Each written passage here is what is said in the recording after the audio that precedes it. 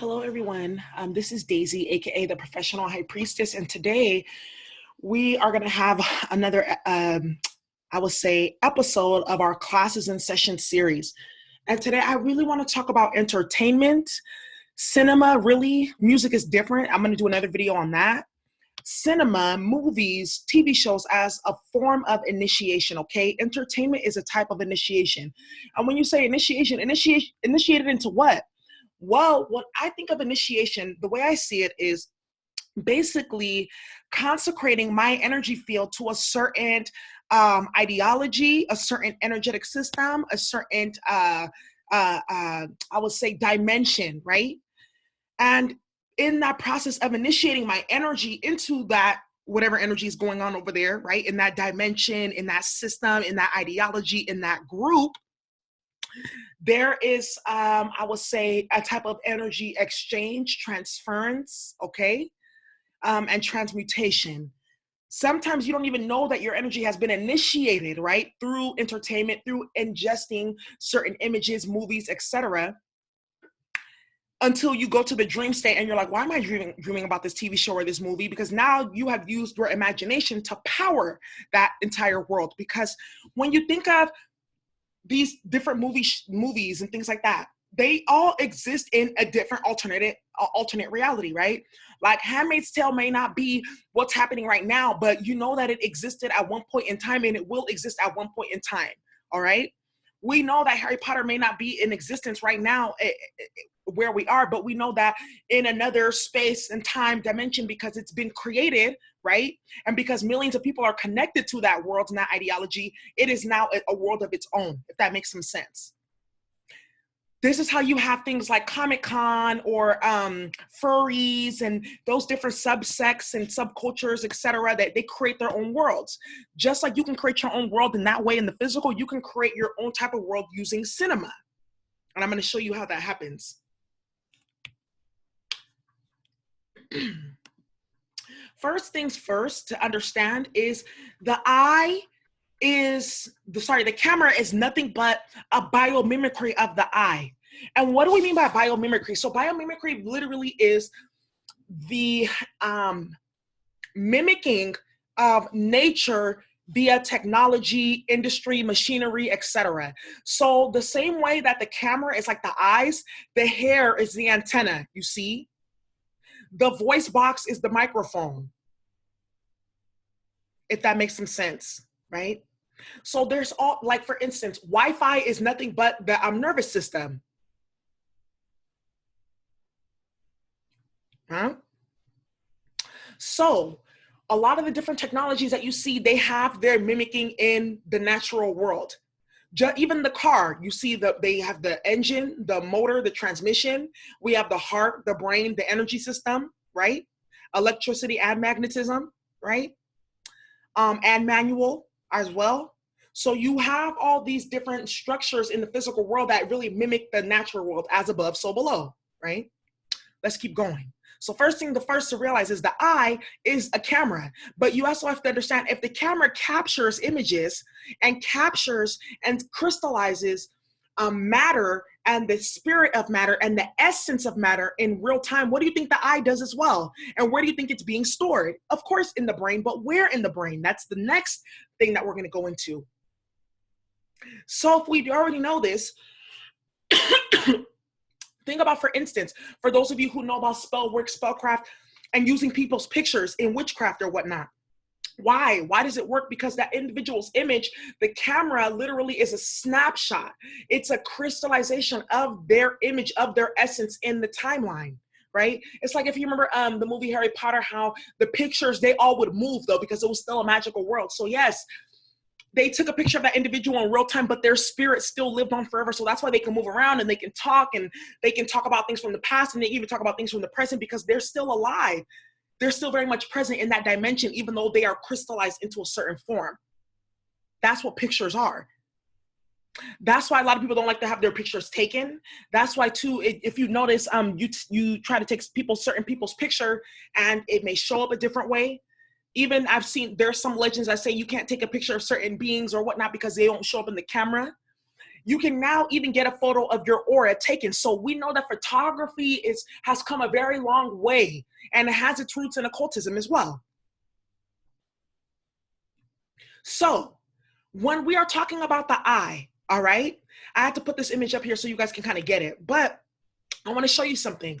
We're talking about light or waves. This is like images, images, sound or whatnot, right? Because sound can also translate into light waves, all right?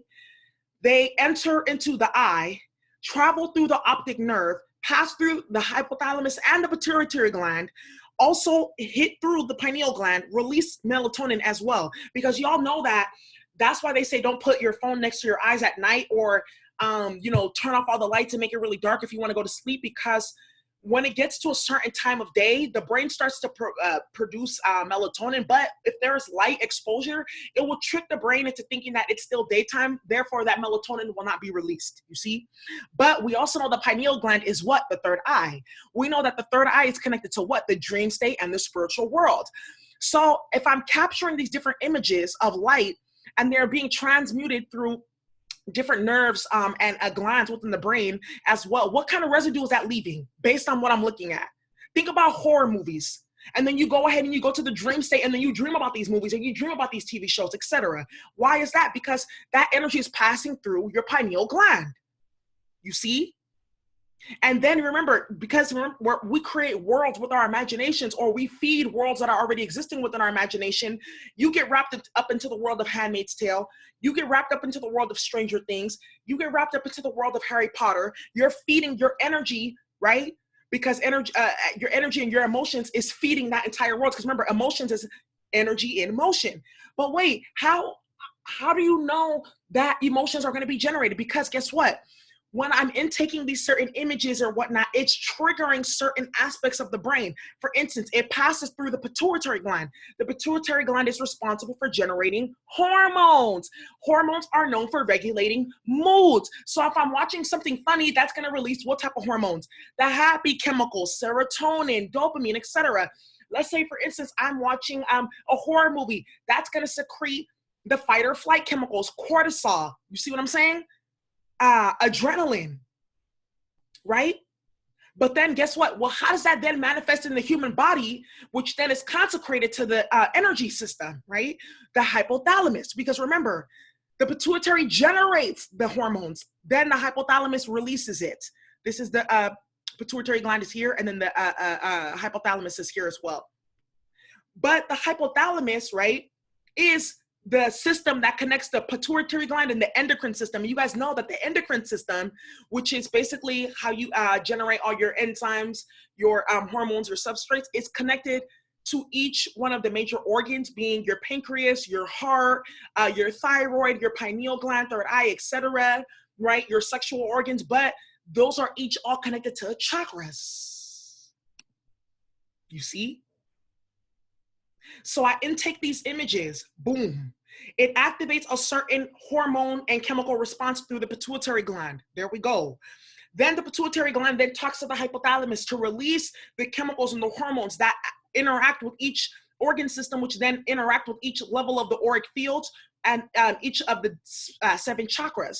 But you see how I'm talking about right here, how each one of these auric layers are consecrated to a certain energy level, right? So if I go to a certain dream state that's very low vibrational, I'm probably watching a horror movie that's taking me down to the causal body and the celestial body. You see, it's taking me down to, the etheric body and emotional body. It's taking me down to lower worlds.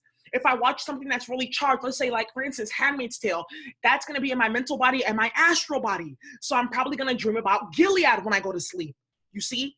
And then after it passes through my physical body, it creates an electrical charge, which then goes into my auric field, which then goes into a specific dimension. What ends up happening next is then it passes through the pineal gland, right? And remember, the pineal gland as well is connected to each one of these aura layers, because the pineal gland really controls the aura in many ways, and it controls your ability to go in and out of the dream state, right? Then what ends up happening? Remember, if I'm watching something stressful or toxic or traumatizing, that's going to create stagnation within my liver key. But remember, why am I talking about the liver? Because the eyes are connected to the liver. The health of the eyes. That's why when you drink a whole bunch of alcohol, that's why it messes up your eyes. It makes your eyes hella low. It makes them really yellow, etc., or red, etc., etc. But that is actually where the liver is actually where the ethereal spirit lies. Your spirit, your basically your etheric body. That's why when you drink a lot, you smoke a lot, etc., you don't dream, because you are activating that energy in the waking state. That's why people, they say it's called spirits, because when you start to drink and open up yourself to those realms, you open yourself up to various entities that come in and out of your body, because you opened up that portal to the dream space, to the other dimensions, right? Because remember, each of the chakra systems is a portal of energy. So what are you bringing forth, especially when you're within a specific environment? So let's keep going. Now let's talk about Hollywood. So now you understand, okay, wow, the eye is a camera. Wow, what I ingest can actually consecrate my energy field to certain planes and can bring in certain energies into my energy fields. Wow, how is this possible? Because you guys have to understand now, Hollywood is rooted in occultism, y'all. Occultism. What do we talk about? What do we mean by the occult? We mean by secret societies, rituals, people who practice Satanism and all these other things. And this, it's not to say it's good or bad. It's how they use it and the purposes in which they use it. You see what I'm saying? So let's get started here. The Skull and Bone Society. Well, people are probably asking, well, how do you know that Hollywood has its roots in occultism? Look at the major players who created these industries.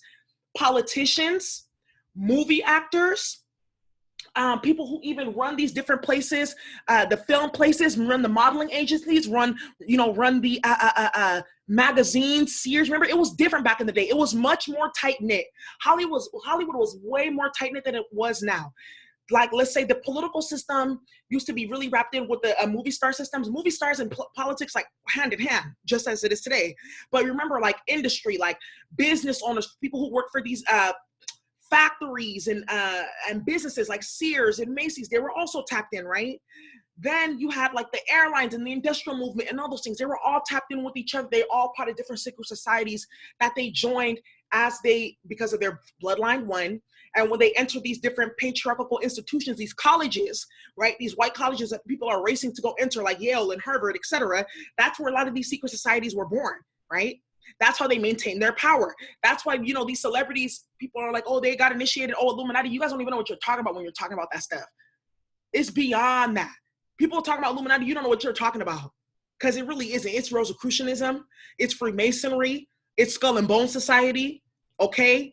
It's their pedophile rings. It's not even in organized secret societies anymore. You don't even have to be a part to partake. And that's why, a lot of you individuals chasing after celebrities, be careful what you become a part of, because you have no idea the money that you're eating off of, the food that you're eating off of, all that stuff, living lavish. You don't know where that money came from or how it was begot. You don't know whose blood was used in that ritual. You don't know who had to get banged in, right, sexually for that money to be got. Y'all don't care about that. Just as long as you get to be affiliated, which is hella problematic. So we have Skull and Bone Society, right? That was a major part. Members who were part of this were major factors in the influencing and the creation and the molding and shaping of Hollywood. Think about John F. Kennedy and Marilyn Monroe. John F. Kennedy, his family, they were a part of that, right? However, that's one of the reasons why JFK was killed, because he didn't want to be a part of these secret societies anymore. He really wanted to change the way things were done, but unbeknownst to him, it was a whole setup. It's like, nah, you're not about to come in here. It was too entrenched. He didn't have enough power on his own, even as president, to really shift the way those things were being done. But, the people that took him out, all of them died shortly after.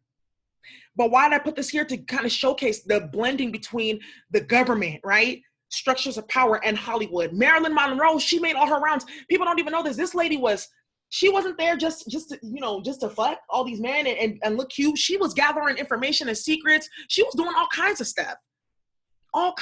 stuff, right? There goes the blending between Hollywood and the political field. But you know that these people are all part of specific secret societies and rites.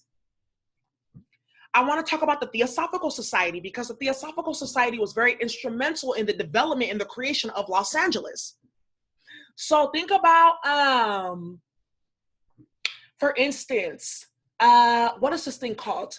Madame Blavatsky. She was Hitler's spiritual teacher.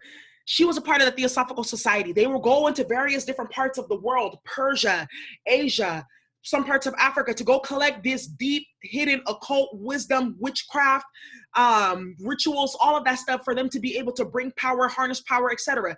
Don't you think that they know the power of the imagination and the chakra system?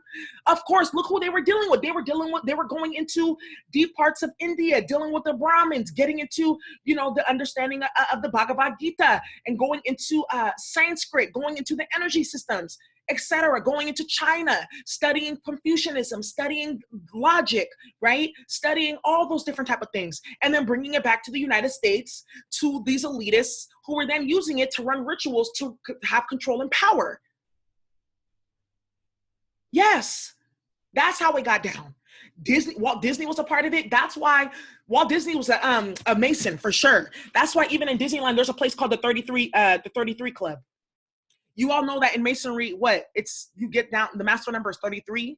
There's 33 bones in the spinal column. Jesus died at 33 years old. There's 33 levels in Jacob's ladder. That number 33 is very instrumental to them, right? He was also a part of that secret society.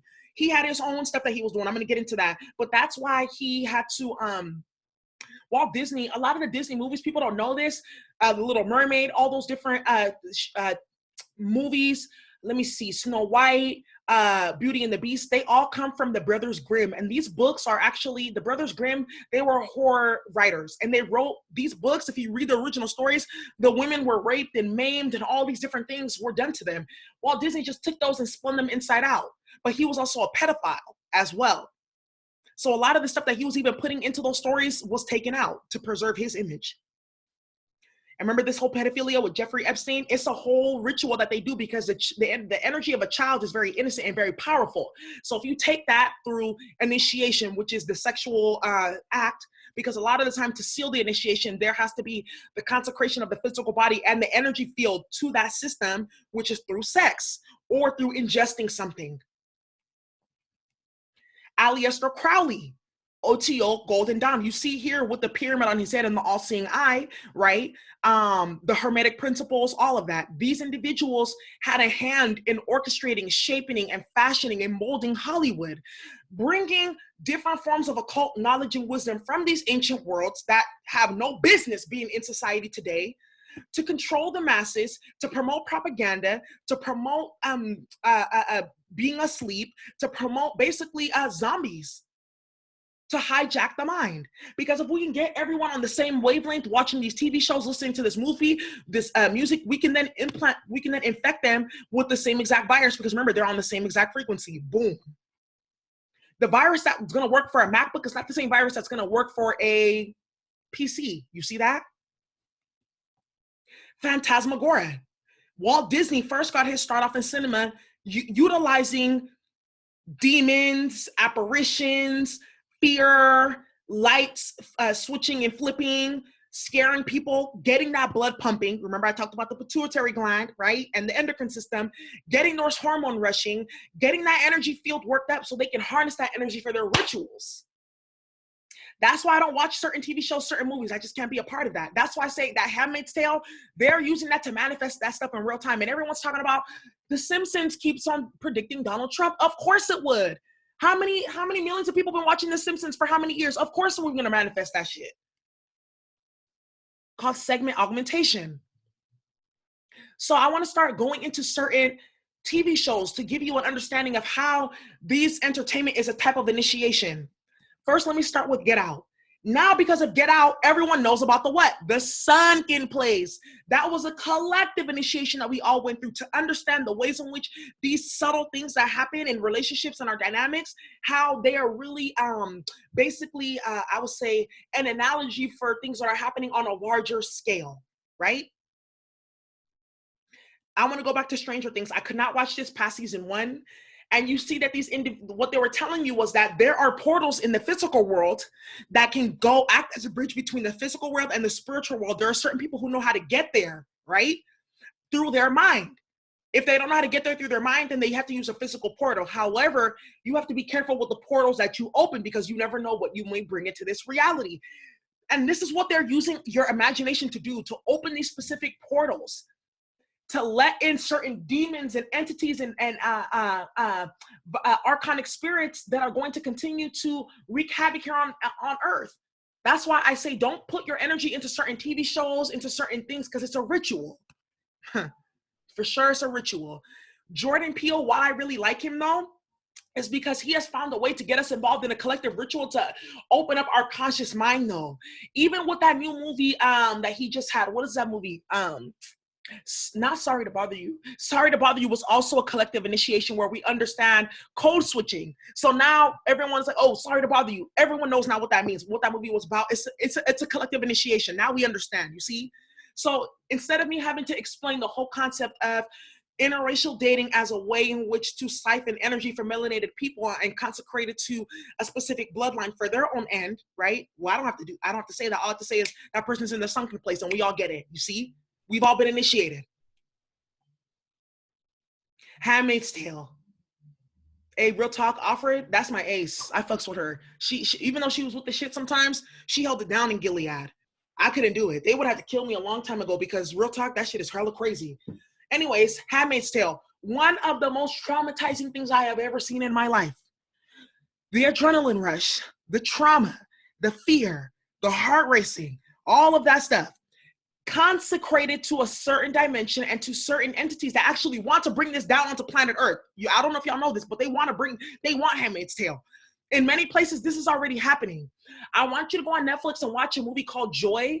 It's about South African women in Italy, but if you watch that movie, it's really, really, really triggering and traumatizing. Viewer discretion is advised. You will see exactly what I'm talking about. Okay? Handmaid's Tale. The collapse of America taken over by small republics of religious fascists that believe the female should be dominated.